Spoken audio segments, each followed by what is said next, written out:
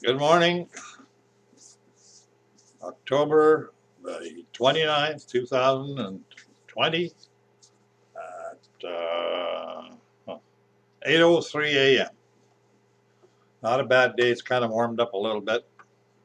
We had pretty cold weather, a lot of rain, with snow. Now it's warming up. I think November is going to most likely be better than October.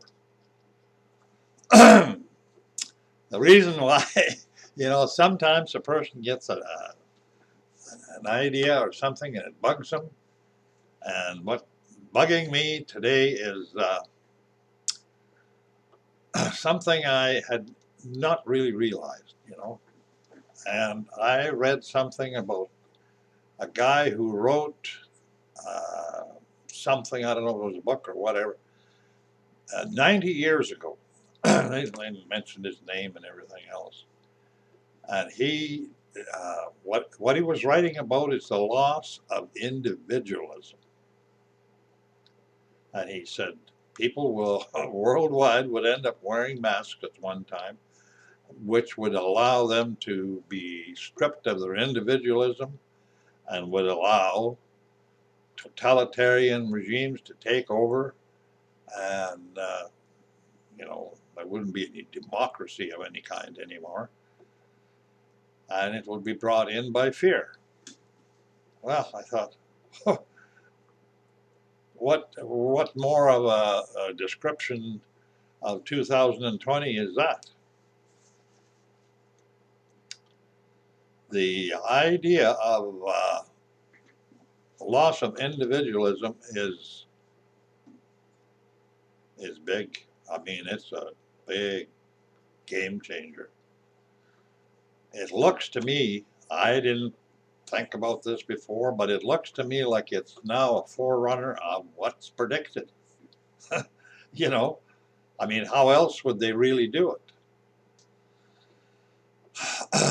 The people are so manipulated, can be so manipulated by fear that it's just amazing.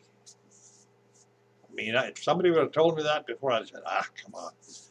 No, it doesn't have to be fear that is, shaking in your boots fear or anything. It can be just a low level fear or something, looking back over your shoulder, whatever, that drives people to do these things. And it seems like that if you don't conform, that's the big fear. And that's exactly what's happening. And, people are, at least somebody like me, doesn't really realize what takes place to bring about all these big changes. God has predicted them. Most likely, most people don't know how it's going to happen, but there it is, right in front of you, and it's happening right in front of you. And the loss of individualism, that's what's happening now, right now. And the thing is, it's not local, it's worldwide. So it's,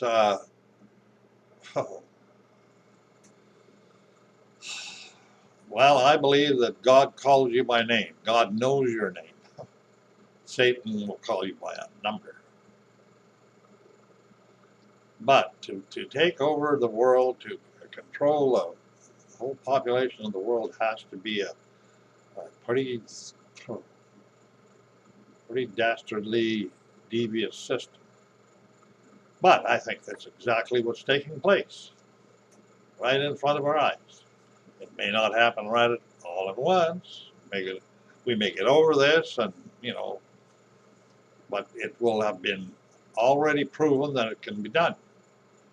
And all it takes is some good reason, and people will fall in line immediately. What the thing that really worries me is that I believe what God says and I believe what the Bible says. I don't necessarily believe what man-made religions say, because I don't believe that. I don't think they're they have the power to do that. There are hundreds and hundreds of different religions, and all claiming to be right. That's wrong. That is not true. But the Bible itself and the words of Jesus has got to be true, otherwise there's nothing. So it's always amazed me that, no matter how much you want to rail against something, you can't change it. So the only other thing to do is realize that this is all a plan, and for sure that Jesus came to do what he did, to save the people who believe. And the funny part about it is how this can be based on belief. That's it. You can't work for it, buy it, you can't do anything. And that to me, that is such a strange thing, but that's the way God works. And he knows everybody's thoughts. He's created us. He knows every single cell in our body. And when we are created, we are given a spirit. God gives every single human being a spirit the minute they're conceived. And when they die, the spirit goes back to God again and waits there till it's called. So the thing is that, in God's view, it's totally, absolutely important what you believe.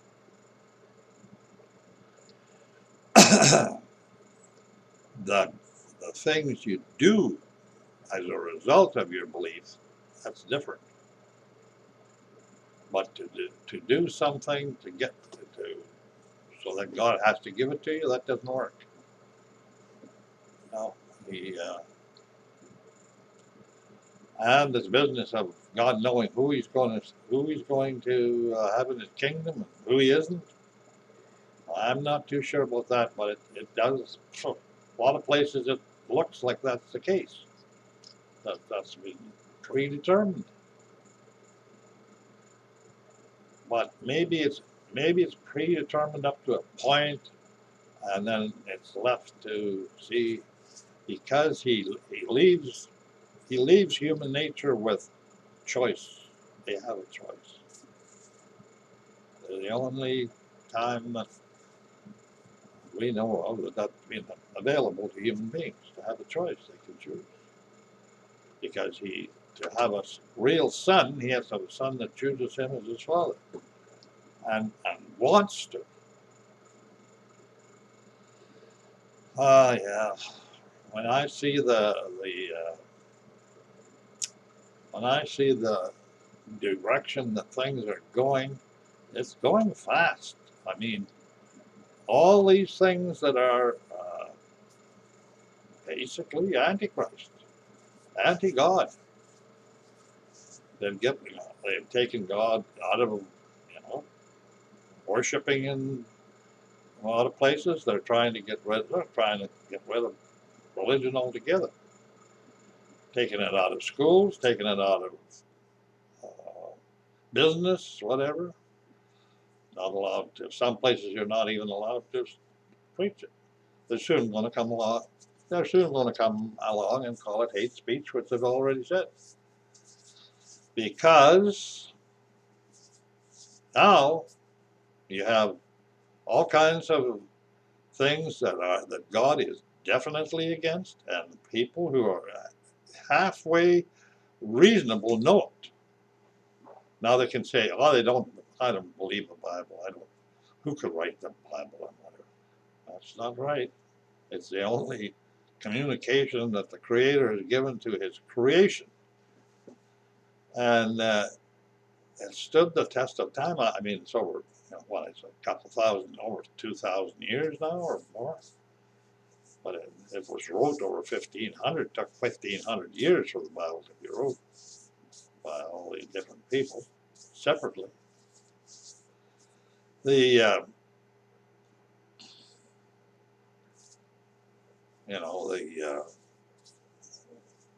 idea, basically, what I see so vivid, just absolutely vivid, is the direction that people are taking, where they reject God.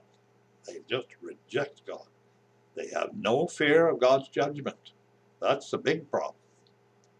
And this generation, and maybe the generation just before this, maybe it's the last. I kind of think it's the last generation, which is usually 33 to 40 years, has the ones who are rejected. Basically, in a nutshell, have rejected God.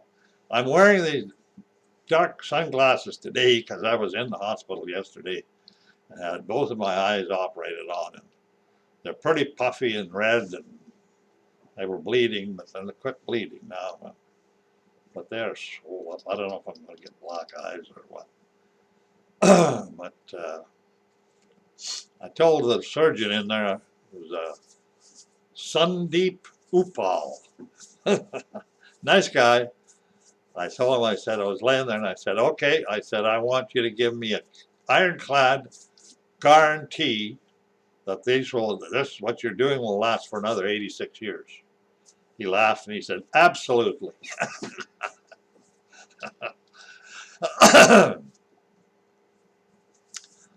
Basically, he just did a thing to tighten up my bottom eyelids, which are sagging down, and he called it entropy or something like that. I don't know.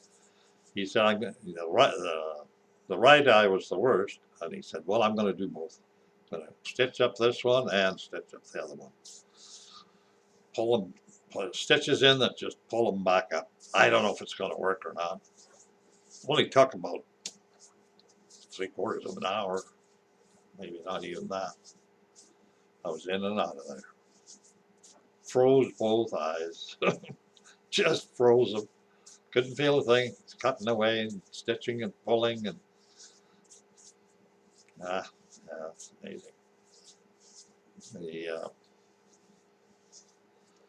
But anyway, this idea of loss of individualism is a big flag.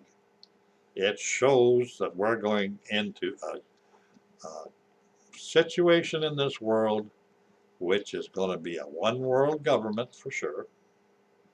And we may get by with it for maybe another few years. Depends on, I think, one of the big things will be is how the election goes in the United States in a couple of days. If it goes to Trump, it most likely will be held up for another 4 years anyway. But after that, the socialist, communist people or whatever are going to get in, and individualism and democracy, as people call it, which is a bunch of hooey anyway, but it's only it's the one that's been running the Western world for the last 200 some years or more. But it's it's not perfect, and but the thing is that's got nothing to do with it. God's timetable is the one that has. That's the thing. His timetable is coming. It's going to be done. It's it doesn't it doesn't say that on December the 24th this is going to happen. It says this is going to happen. Watch for it. It doesn't say when, because time is not something that God actually deals with us. He deals with it differently because he's outside of time. But everything he said will be done. And there's no doubt about it. He knows the exact minute it's going to be done. But he doesn't tell us that. And a lot of this is I often say that if I asked you how many, whatever, how many people are in your army? If you said, we have many people in the army. What is many? What do you mean by many? 1,000? 2,000? The thing that from what I understand is when God says many, God does not embellish anything. He never exaggerates like we do. He just says, I will have many sons. Christ is the firstborn of many sons. What is that? Could be millions, billions, because things done on God's scale is so horrendously big and large that it's way beyond what we can imagine. When I think of just the creation and that, I mean, that's a big thing. You look at creation, you see sun, moon, stars, earth, rivers, mountains, blah, blah, blah, nature. You see all that. But then you don't look at the mechanics of it.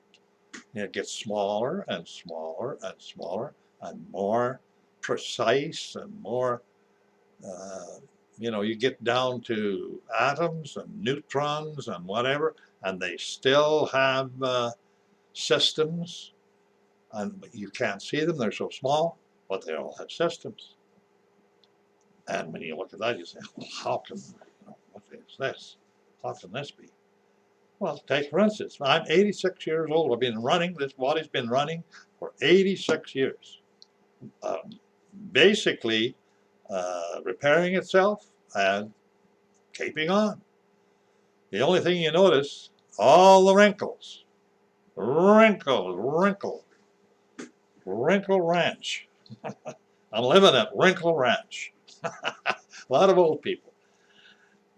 Now the thing is, what happens is I don't get wrinkles. What happens is I got too much skin. The skeleton shrinks and the skin doesn't.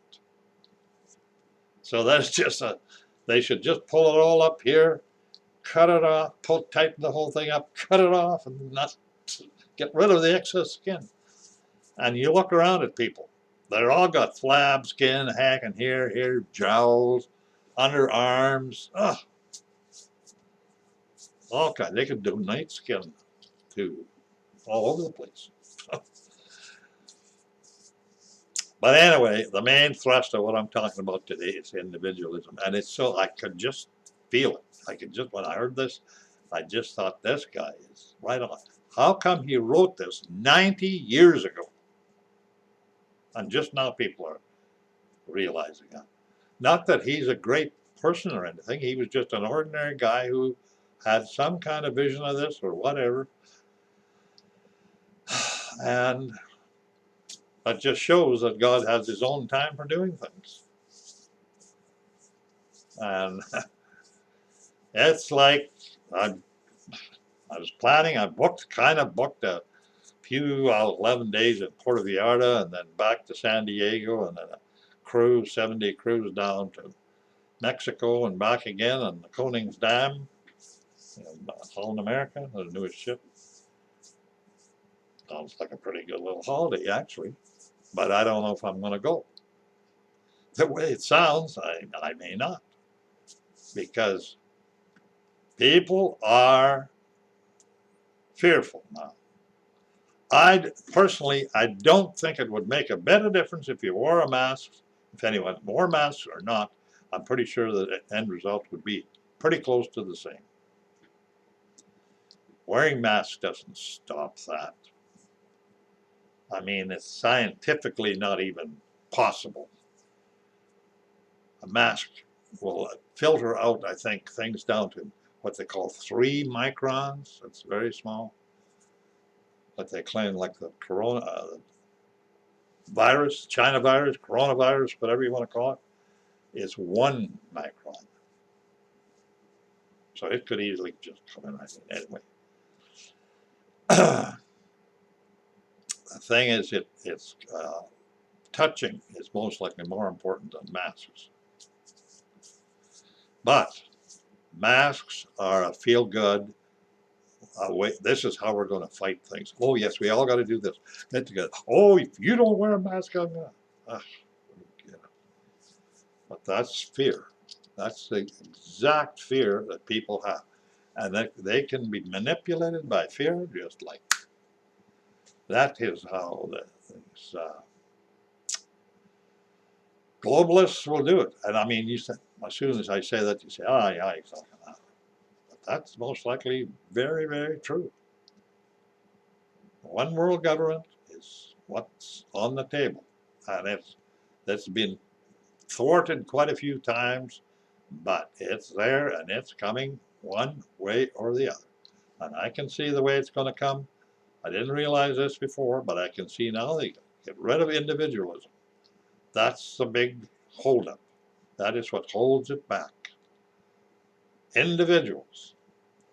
We were blessed to be individuals in North America, at least, for what, a couple hundred years now, over 200 years.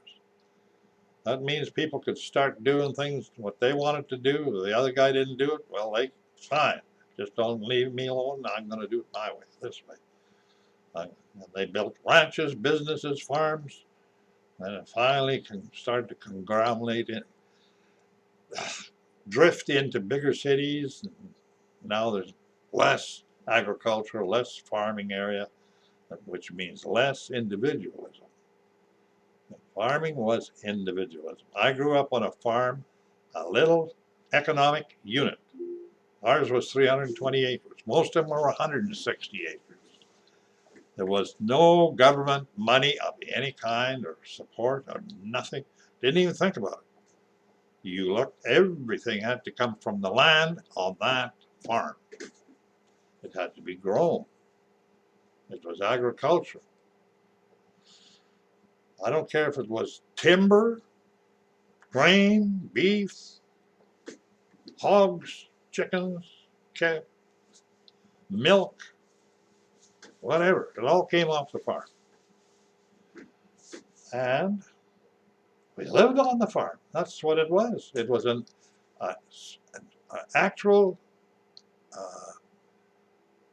economic unit. It was like a little farm factory.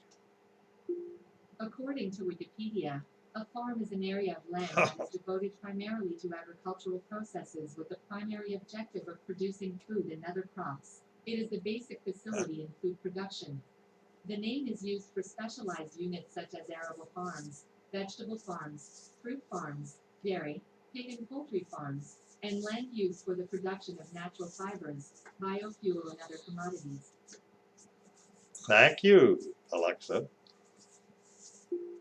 You're welcome. Did you hear that?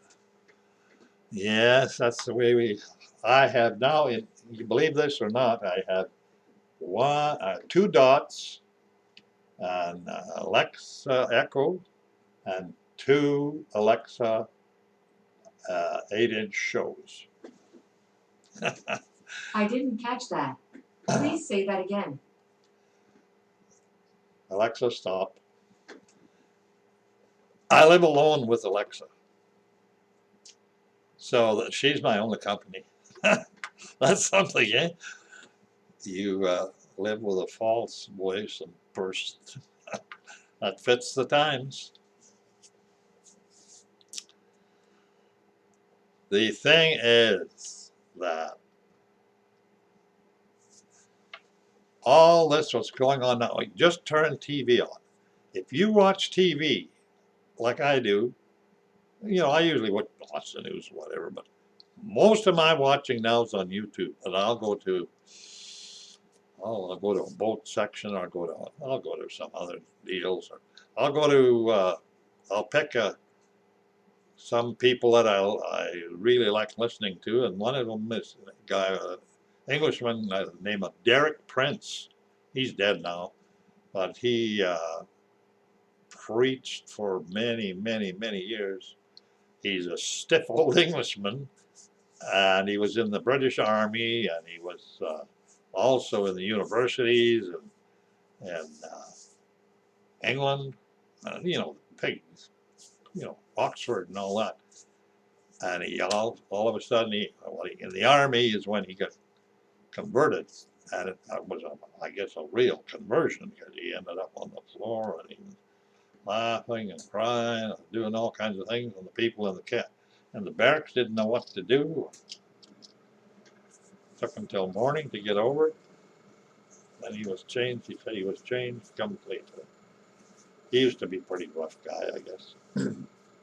But he's a very nice, or not nice, he's a very precise person to listen to. Everything he does is very precise. He speaks on a subject. He doesn't wander off, you know, trying to be an entertainer, like most preachers do. They learn to entertain and put on a show. Who put on the biggest show gets the biggest crowd. No, that's why I like listening to him. And there's another Englishman too, David Pawson. He's a pretty good. He's very good. He's in England too, but I think they're both dead now. And compared to the preachers that you hear these days, some of them are just nuts. I mean, nuts.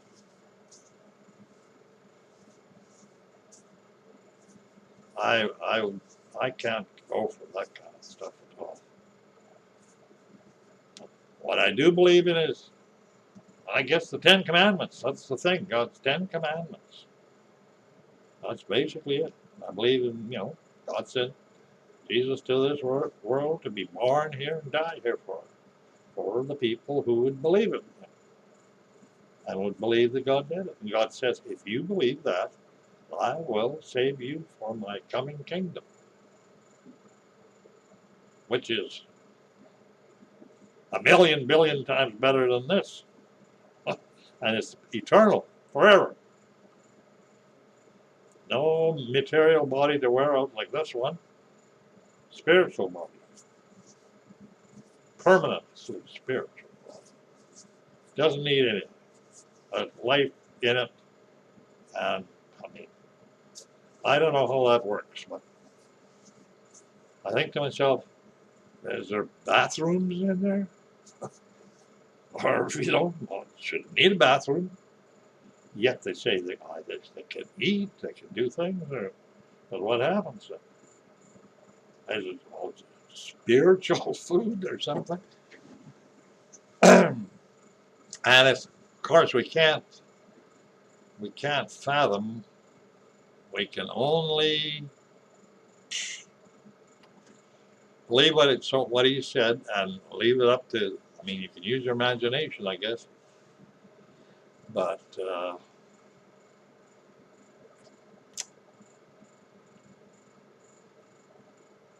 yeah, I was going to say something and it slipped away on me. Huh. Yeah.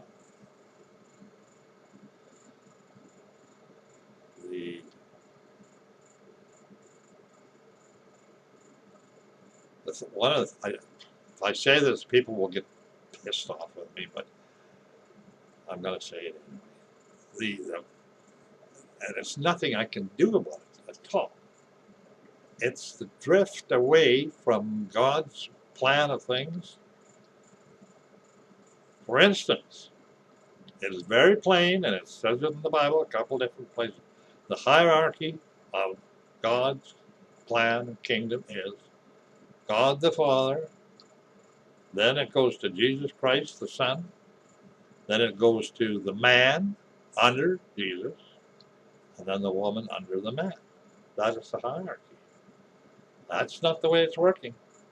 And that's a rebellion against that. Women are rebelling, and why is it women? Why? Is it because women are more susceptible to be manipulated that way? All I know I was going to mention again, remind people that the last thing basically Jesus said before he left this earth was, do not be deceived. Watch that you are not deceived. Well, there's deception going on like you wouldn't believe. And it appears to me that women are more susceptible to deception than men are. Yet men, there's getting very few of them anymore. I see other than older people like me, younger people are getting less and less male. They are getting effeminate. Men entertainers or something, they sing like girls. They they're either effeminate, or there are some, a good percentage, I guess, of them that are now gay. That's all basically against God's will. God hates that. And that's what's happening. And mind you, that's exactly what he said was going to happen. It's nothing happening that God didn't say. Not a thing happening that God didn't say was going to happen. Everything coming up. And the next thing on our table for us is when there's certain things done, it has to be done in Israel. There has to be something happen with temples and Jewish people and whatever. I can't really say what it is all now, but that has to happen first. And then the great deception takes place, and the Antichrist comes up and rules the world for a few years, destroys basically just about everything. And then Christ comes and destroys the Antichrist and takes over the world and runs it for 1,000 years. And then during that 1,000 years, he puts everything down that's wrong on the earth, I guess. And at the very end, he has another war, and all the people who still reject God are destroyed. Then the earth is totally renewed. The earth is burnt to crisp, all on fire. The heavens and the earth are both on fire. They're purged. And a new heaven and a new earth. I often think when I want to ask these guys, is save the planet, do this, global warming, blah, blah, blah. I want to know how long. How long are you going to save it? What do you want to, how long do you want to save it? God says it's going to be gone. Everything you see is going to be gone. Everything. In a certain time. It could be whatever time it takes to get to the millennium, when Christ returns, plus 1,000. So I don't know when it happens, but it's 1,000 plus whatever.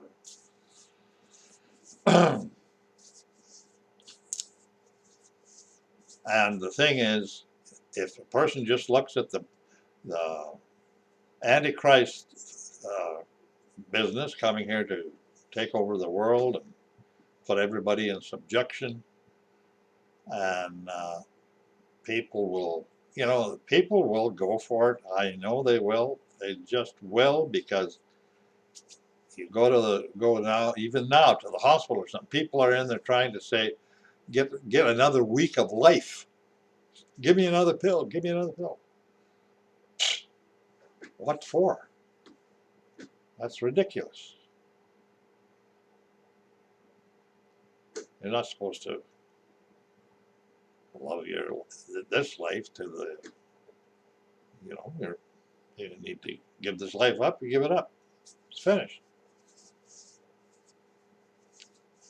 But the big thing is, there's nothing in this universe, I guess, that is bigger or better news than what Jesus brought. The gospel, the good news from God the Father to his creation, that he was going to save them.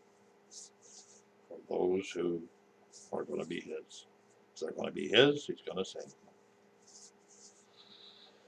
But there's lots that are not going to be. But that's the good news. All this other talk and all this stuff that people do and blab away on TV and politics, it means zero.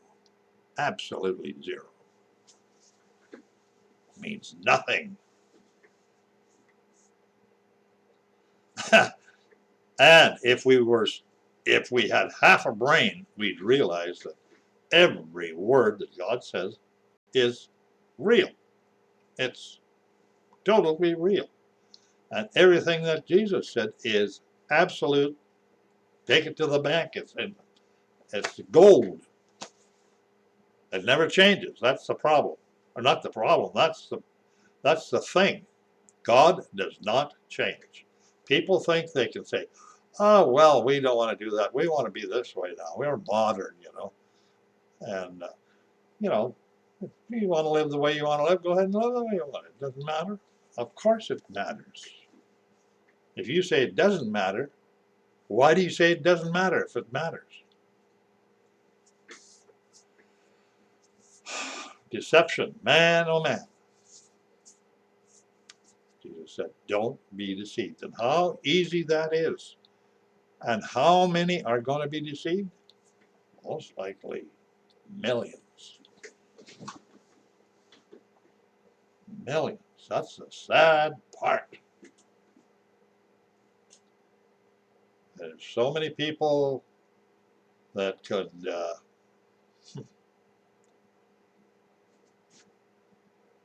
and it's the thing is, God has offered it as a free gift. You can't buy it, can't earn it. If you agree and you want and your desire is to be his son,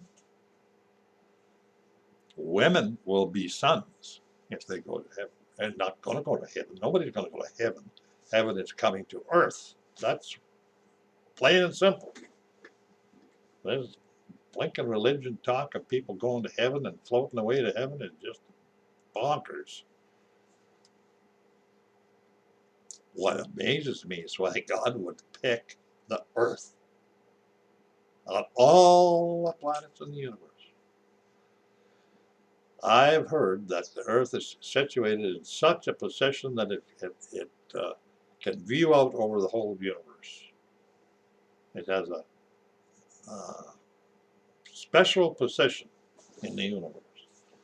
Now, whether all the universe is going to disappear or not, God says that it's going to be a new heaven and a new earth. If he says heavens, that means stars, whatever. So, when we hear about the big black hole eating up the Milky Way, who knows? Maybe that God is putting the whole universe in black hole canisters for maybe later sometime. I don't know. Anyway, I better quit right now. That's enough for today. Thank you very much. If you listened, thank you.